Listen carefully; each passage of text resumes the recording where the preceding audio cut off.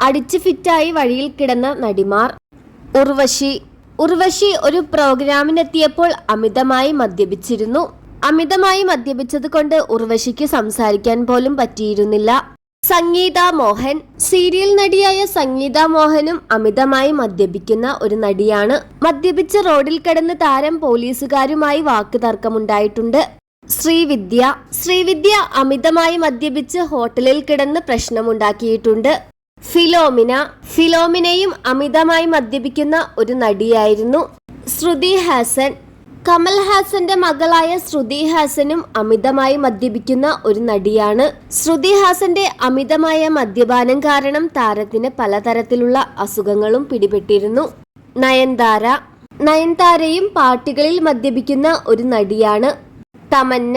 തമന്നയും മദ്യപിക്കുന്ന ഒരു നടിയാണ്. നടി തൃഷ.